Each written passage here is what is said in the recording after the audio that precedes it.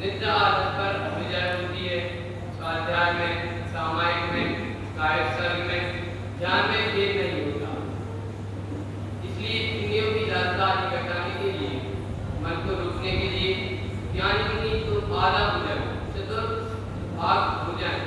क्रम से एक एक दो दो ग्रास घटाते हुए ग्रास मान पर्यंत अमोदर तक विवेक करें। अमोदर तक भोजन में लालसा घटाने के लिए किया जाता है। हम वृत्ति परिसंख्यान सबको जानेंगे। वृत्ति परिसंख्यान का मुख्य रूप से मुनिराजों के होता है। मुनिराज भोजन को जाते समय प्रतिज्ञा लेते हैं कि आज एक घर में जाऊंगा या 2, 3, 4, 7 घर आदि का प्रमाण लेके भोजन के लिए जाते हैं। या इस प्रकार की विधि लेते हैं कि आज सीधे मार्ग में भोजन में आहार मिलेंगे, वक्र मार्ग में मिलेंगे, या किसी ऐसा दातार होगा, ऐसा भोजन होगा या ऐसी विधि से मिलेगा तो ही भोजन ग्रहण करूंगा, अन्य प्रकार से नहीं करूंगा। मुनिराज यदि प्रतिज्ञा लेकर भोजन करते हैं, इसे ही वृत्ति परिसंख्यान कब कहते हैं। रस परित्याग इंद्रिय के 6 विषयों रसना इंद्रिय के 6 विषयों का त्याग करना वह रस परित्याग का है। इनमें से मन की लोलुपता हटाने के लिए, काम को जीतने के लिए, निद्रा को घटाने के लिए, संयम की साधना करने के लिए इस तप को किया जाता है। मुनिराज कभी कभी एक रस का त्याग, कभी 2, कभी 3 या कभी 6 रसों का त्याग करते हैं, वह रस परित्याग का है। तथा विविध से सबको जानेंगे। शून्य ग्रह, एकांत स्थान, विकलांग जीवों की बाधा है। स्त्री नपुंसक असंयमी पुरुषों की आवागमन से रहते स्थान में, पर्वतों की गुफा में, वनखंड में ध्यानासन करना, शयनासन करना वह विविध शयनासन है। जैसे हमारे निर्ग्रंथ मुनिराज एकांत स्थान में बैठकर तप करते हैं, गुफाओं आदि में तप करते हैं, वह ऐसे स्थानों पर इसलिए तप करते हैं ताकि लोगों को आना जाना ना हो, जिससे वह आत्मा में लीन रह सके। काय निष्ठा मुनिराज में काय नामक बड़ा तप होता है। एक आसन से बैठना, एक करवट में सोना, मौन रहना, यह काय निष्ठा है। जैसे ग्रीष्म ऋतु में मुनिराज पर्वत की शिखर पर पत्थर की शिला के ऊपर सूर्य के सामने, वर्षा ऋतु में वृक्ष के नीचे योग धारण करते हुए, घोर अंधकार से भरी रात्रि में अखंड धातु बरसते फेंकते वृक्षों में एकत्र जल की मोटी धार पड़ती हो, बिजली चमकती हो, बादल गरजते हो, गाय गिरती हो, ऐसे समय में धनी मुनिराज बिना किसी वस्तु से ढके नग्न शरीर के ऊपर घोर वेदना भोगते हैं और शीत ऋतु में नदी के किनारे नग्न शरीर के ऊपर बर्फ गिरती हो, मान को शीतल पवन चलती हो। उस अवसर में दोपहर धर्म से शीतल काल की रात्रि व्यतीत करते हैं तथा दुष्ट जीवों द्वारा किए गए गुरु पत्र को सहते हुए समता भाव रखते हैं, वह काय की स्थान है। तो हम सोचते हैं कि मुनिराज ऐसे स्थान पर क्यों जाते हैं, वह किसी कमरे में बैठकर भी समय कर सकते हैं, लेकिन मुनिराज ऐसे स्थान पर इसलिए जाते हैं क्योंकि यदि वह ग्रीष्म ऋतु में पर्वत शिखरों के ऊपर बैठेंगे तो वहाँ बहुत ही गर्मी होगी, जिससे वहाँ लोगों का आना जाना नहीं होगा और उनकी आत्मा की साधना अच्छे तरीके से हो पाएगी। ऐसे ही वर्षा ऋतु में वृक्ष के नीचे पानी के में और शीत ऋतु में नदी आदि के किनारे या अधिक ठंडी हो, ऐसे स्थानों में ध्यान करते हैं, वह काय के स्थान है। तो छह प्रकार के अंतरंग तत्वों को जानेंगे। प्रायश्चित, विनय, वैयव्रत, स्वाध्याय, विसर्ग, ध्यान, ये 6 प्रकार के अंतरंग तत्व। प्रायश्चित जो धर्मात्मा है वह अपने व्रत में कभी दोष आचरण नहीं करता, अन्य को सदोष आचरण नहीं कराता है। जो दूसरे आचरण करता है उसे मनवत काय से भला नहीं कहता है। अर्थात जो धर्मात्मा जीव होते हैं वह निरंतर यही प्रयास करते हैं कि उनके व्रतों में कोई अधिकार आदि न लगे तथा वह दूसरों को भी यही शिक्षा देते हैं। और जो दूसरे आचरण करता है उनकी कभी भी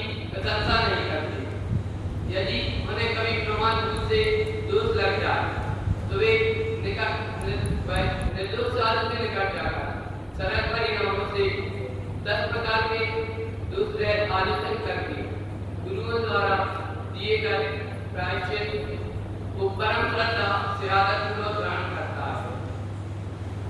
पर आजकल तो हम अपनी गलती बताना ही नहीं चाहते, इसलिए हमारा प्रायश्चित नहीं होता है। आजकल के लोग तो कुछ न कुछ करके अपनी गलती छुपा देते हैं, पर जो ज्ञानी जीव होते हैं वह कोई भी गलती हो जाए, कोई दोष लग जाए, उन्हें निर्दय मुनिराज के समक्ष बताते हैं और उनके द्वारा दिए गए प्रायश्चित को आदरपूर्वक ग्रहण करते हैं। वह हृदय में भी शंका नहीं करते कि मुझे मुनिराज ने बड़ा प्रायश्चित दे दिया या छोटा प्रायश्चित दे दिया। और एक बार जब दोष हो जाता है तो अगली बार से प्रयत्न करते हैं कि वह दोष ना हो, वह प्रायश्चित नामक साप है। अब दूसरा तप विनय था। विनय अंतरंग तपों का दूसरा भेद है। उसके भी 5 भेद हैं: दर्शन विनय, ज्ञान विनय, चारित्र विनय, तप विनय और उपचार विनय। दर्शन विनय पदार्थों के श्रद्धान में शंकादित से निसंग रहना, वह दर्शन विनय। अर्थात जिन्हें इंद्रिय द्वारा जो पदार्थ बताए गए हैं वह इसी प्रकार से अन्य प्रकार से नहीं है, वह सत्य स्वरूप है। इस प्रकार जिन्हें भगवान के कई गए तत्वों में शंका न करना, वह दर्शन विनय है। तथा सम्यक दर्शन का परिणाम होने में आज तथा सम्यक की विशुद्धता में उद्यम ही रहना, सम्यक दर्शियों की संगति जानना, सम्यक के परिणाम की भावना मानना, मिथ्या दर्शन की प्रशंसा नहीं करना, गीता सर्वदेव ने जो पदार्थों का स्वरूप कहा है वह प्रमाण है, ऐसा श्रद्धा करना वह दर्शन विनय है। अर्थात सम्यक दर्शन का परिणाम होने में, अर्थात आत्मा की रुचि होने में हर्ष मनाना और उसकी शुद्धता अर्थात उसे पूर्ण रूप से प्रकट करने का उपाय करना, सम्यक दृष्टियों की संगति चाहना। परंतु आजकल तो लोग धर्मी जीवों की संगति चाहते ही नहीं, वह तो दुर्संगति में लगे रहते हैं। सम्यक के परिणाम की भावना पाना तथा मिथ्या धर्म की प्रशंसा नहीं करना, क्योंकि मिथ्या दृष्टि का जितना आचरण है वह इस लोक में परलोक में प्रसिद्धि विषय तो धन संपदा की इच्छा पूर्वक आत्मज्ञान रहने का कारण है और वह सत्य नहीं है। इसीलिए मिथ्या धर्म की प्रशंसा और मिथ्या दृष्टि की प्रशंसा न करना। और जिन्हें भगवान ने जो तत्व बताए वह प्रमाण है, ऐसा श्रद्धान वह दर्शन विनय। ज्ञान विनय आलम खेद कर्तारमत है तथा शुद्ध मन से देश काल की विशुद्धि के विधान में होशियार बहुत आदरपूर्वक यथाशक्ति मोक्ष का चाहने वाला होकर गीता सर्व के द्वारा कहा गया परमात्मा का ज्ञान ग्रहण करना, अभ्यास करना, स्मरण करना, वह ज्ञान विनय। अर्थात प्रमादादि दोषों को टाल कर शुद्ध मन से देश काल की विशुद्धि के विधान में होशियार होकर आदरपूर्वक अपनी शक्ति के अनुसार मोक्ष का इच्छुक होना व गीता सर्व के द्वारा कहे गए तत्वों का स्मरण करना, चिंतन करना, वह ज्ञान विनय है। चारित्र विनय ज्ञान दर्शन वाले पुरुष के पंचाचार का श्रवण करने के साथ ही समस्त शरीर में रोमांच प्रकट हो जाता है, अंतरंग में भक्ति प्रकट हो जाती है तथा विषय कथाओं के देखकर परम शांत भाव के प्रताप से मस्तक के ऊपर हाथ जोड़कर भावों की चारित्र स्वयं हो जाता है, वह चारित्र विनय। अर्थात ज्ञान सम्यक दर्शन ज्ञान वाले आचार्य हर व्यक्ति के पंचाचार के नाम है दर्शनाचार, ज्ञानाचार, वीर्याचार, तपाचार और चारित्राचार। इन पंचाचार का श्रवण करने के साथ ही समस्त शरीर में रोमांच प्रकट होना, अंतरंग में भक्ति के परिणाम प्रकट हो जाना तथा विषय कथाओं से वृत्ति हट जाना, वह चारित्र विनय। तब विनय, जिसके भावों में संसार के दुखों को छेदने वाला, आत्मा को बाधा रहित सुख को प्राप्त कराने वाला, विषय कथा रूप के उपद्रव को जीतने वाला, एक तपी जिसे परम शरण दिखाई देता है, उसको तप भावना होती है। उसी के तप की विनय होती है। उस तप की विनय करना वह विनय तप होता है। अर्थात जिसके भाव में संसार के दुखों को छेदने वाला, यह विनय तप है, वह संसार के दुखों का नाश करने वाला है। आत्मा को बाधा रहित सुख अर्थात मोक्ष का सुख प्राप्त कराने वाला है और विषय रागादि को मिटाने वाला है। ऐसा श्रद्धान जिसे होता है उसे तप भावना होती है और तप विनय की भावना वह तप विनय नाम तप होता है। उपचार विनय आचार्य आदि पूज्य पुरुषों को देखते ही खड़े हो जाना, सात कदम आगे जाना, हाथ जोड़कर मस्तक से लगाना, उन्हें आगे करकर आप पीछे चलना, पढ़न पाठन तपस्चरण आतापन योग आदि नए शास्त्रों का प्रारंभ, अभ्यास करण व्यास वंदना आदि सभी कार्य गुरु को बदलाकर करना, गुरु के रहते ऊंचे आसन पर नहीं बैठना, यह तो उपचार विनय है। अर्थात हम किसी मुनियादी को देखते हैं तो किसी उच्च स्थान पर ना बैठे, यदि नीचे भी बैठे हैं तो खड़े हो जाएं, उन्हें दूर से ही देखकर खड़े हो जाएं एवं सात कदम आगे बढ़कर उन्हें हाथ जोड़कर प्रणाम करें एवं मुनिराज को आगे चलने दें और स्वयं आगे चले। लेकिन आजकल तो लोग बातों में इतने व्यस्त हैं कि उन्हें पता ही नहीं रहता। मुनिराज व्यवहार के समय मुनिराज पीछे रह जाते हैं, लोग अपनी बातें करते करते आगे निकल जाते हैं। यह उपचार विनय का में दोष होता है तथा पठन पाठन तपस्चरण आत्मन योग आदि क्रिया करना, किसी नए शास्त्र का अभ्यास प्रारंभ करना, गुरुओं को बदलाकर यह कार्य करना, वह उपचार विनय। यदि आचार्य आदि भरोच में हो, मनोजन की कार्यसूची पूर्वक उन्हें नमस्कार करना, हाथ जोड़कर गुणों का स्मरण करना, गुणों की प्रशंसा करना, उनसे जो प्रतिक्रिया दी हो उसका पालन करते रहना, यह उपचार विनय है। अर्थात जब निराश आदि उत्तम बात हमारे सामने हो तो उन्हें हाथ जोड़कर नमस्कार करना और उनके द्वारा हमने यदि कोई नियम आदि दिया है तो उसका पालन करना, वह सभी उपचार विनय है।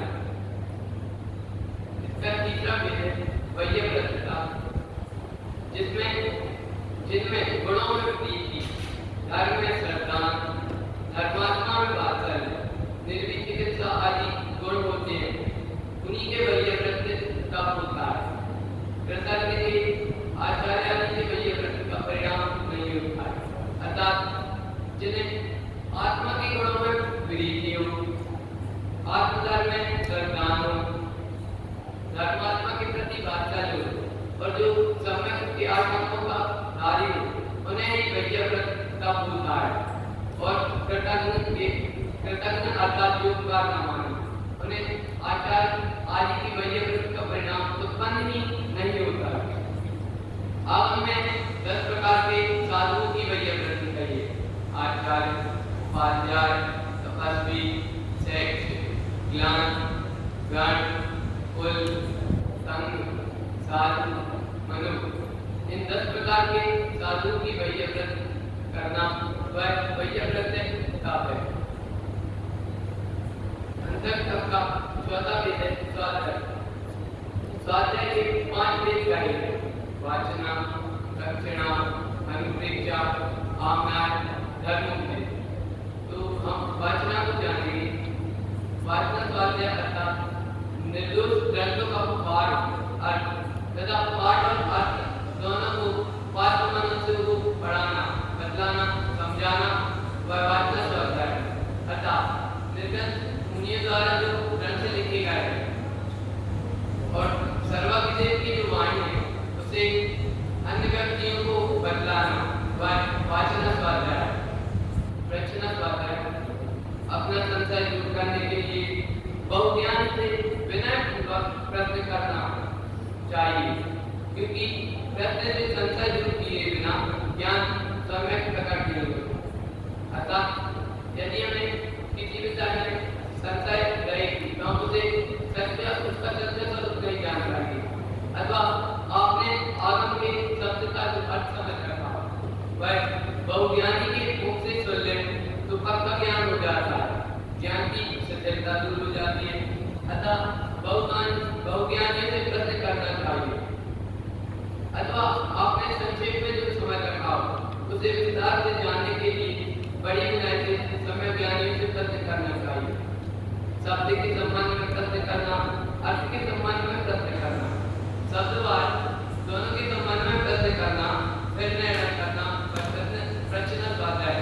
अर्थात हमने जिन आगम में कुछ पढ़ा है तो उसे अपने गुरुओं द्वारा पूछना और फिर निर्णय करना कि उसका स्वरूप सत्य है, इस प्रकार निर्णय कर लेना, फिर वह उसे धारण करना, वह प्रश्न स्वाध्याय, अनुपेक्ष स्वाध्याय।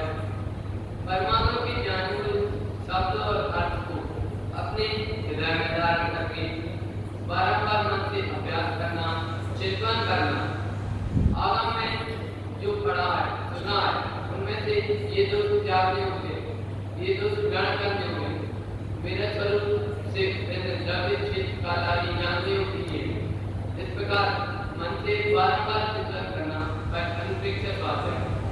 अर्थात हमने परमात्मा में जो भी पढ़ा है उसे बार बार चिंतन करना, स्मरण करना और इस प्रकार निर्णय करना कि क्या पदार्थ मुझे त्यागने होंगे, क्या ग्रहण करने होंगे। जो त्यागने पदार्थ है उन्हें त्याग करना, जो ग्रहण करने पदार्थ है उन्हें ग्रहण करना। इस प्रकार मन से बार बार चिंतन करना वह अनुपेक्ष स्वाध्याय। आमने स्वाध्याय अति शीघ्रता से पढ़ना, अति विलंबता से पढ़ना इत्यादि वचन के दो कार्य धैर्य से एक एक अक्षर की स्पष्टता से अर्थ के प्रकाश से पढ़ना, पठन पाठ करना, मीठे स्वर से उच्चारण करना तथा सिद्धांत की परिपाटी से व आगम से विरुद्ध है, लोक विरुद्धता है पढ़ना व कामना स्वाध्याय। अर्थात हमें वाचना के वचन के दोष कहे शीघ्रता से पढ़ना, अति विलंब, इस प्रकार के दोषों से रहे। धैर्य से एक एक अक्षर को स्पष्ट रूप से पढ़ना, उसका अर्थ समझना तथा मीठे स्वर से उच्चारण करना, क्रोधपूर्वक उच्चारण नहीं करना, न क्रोध में पढ़ना तथा सिद्धांत की परिपाटी से जिस प्रकार जिन धर्म में बताया गया उस प्रकार से आगम के विरुद्ध से रहे तथा लोक विरुद्धता करना वह कामना स्वाध्याय। धर्मोपदेश स्वाध्याय लौकिक प्रयोजन, पूजा, अभिमान, मद आदि को छोड़कर उन्मार्ग को दूर करने के लिए, सन्मार्ग को दिखाने के लिए, संशय मिटाने के लिए, अपूर्व पदार्थ प्रकट करने के लिए, धर्म का प्रकाश फैलाने के लिए, विषयानुराग तथा कसाई को हटाने के लिए, अज्ञान मिटाने के लिए, वेद विज्ञान प्रकट करने के लिए, पाप क्रिया से भयभीत होने के लिए, पापियों को धर्म के तत्वों का उपदेश करना वह धर्मोपदेश नाम का स्वाध्याय है। अर्थात किसी लौकिक प्रयोजन, लाभ, पूजा, अभिमान आदि को छोड़कर सन्मार्ग में को दिखाने के लिए, लोगों का संशय मिटाने के लिए, धर्म का प्रकाश फैलाने के लिए स्वाध्याय आदि के माध्यम से उपदेश देना वह धर्मोपदेश नाम का स्वाध्याय। तो अब इसके अगले वेद को जानेंगे। स्वाध्याय करने से हम जानेंगे स्वाध्याय करने से क्या लाभ। स्वाध्याय करने से बुद्धि अतिशयवंत होती है, अभिप्राय उज्ज्वल होता है, चिंतन में सर्वांगीण होता है। इस प्रकार स्वाध्याय के अनेक लाभ हैं। तो हम कार्यचरण नामक शब्द को जानेंगे। कि बाह्य तथा अभ्यंतर उपाधि का त्याग करना वह कार्य है। अतः बाह्य जो शरीर धन धान्य आदि है उनका त्याग करना वह उपाधि का त्याग है। अभ्यंतर अतः अंतर में जो मिथ्या क्रोध मान माया आर्थ रति अरति सुख जुगुप्सा वेद परिणामों का अभाव करना वह अभ्यंतर उपाधि त्याग। बाह्य त्याग में आहार आदि का त्याग होता है। संन्यास के समय में आयु की पूर्णता होने पर यह जीवन त्याग होता है। उसका आगे लिखना ज्ञान था। अब ज्ञान नामक तत्व का वर्णन करते हुए कहते हैं कि एक पदार्थ को जानते हुए चिंतन का जाना वह ज्ञान है। यह ज्ञान उत्तम चरण वाले जीवों को ही होता है तथा उत्तम चरण वाले जीवों को भी अंतर्मुख लग रहता है। एकाग्र चिंतन का सुख अंतर्मुख से अधिक काल उत्तम चरण वाले के बीच नहीं रहता है। वज्रप्रसव नारद सेनन, वज्रनारद सेनन, नारद सेनन ये तीन उत्तम सेनानी हैं। उत्तम सेनन वाले अनेक क्रिया हैं, उनमें जो नियम रहत वर्तता है उसे ध्यान नहीं होता। इस प्रकार हम 12 प्रकार के तत्वों को समझे, अपनी आत्मा का कल्याण करें। इसी मंगल वाहना से मैं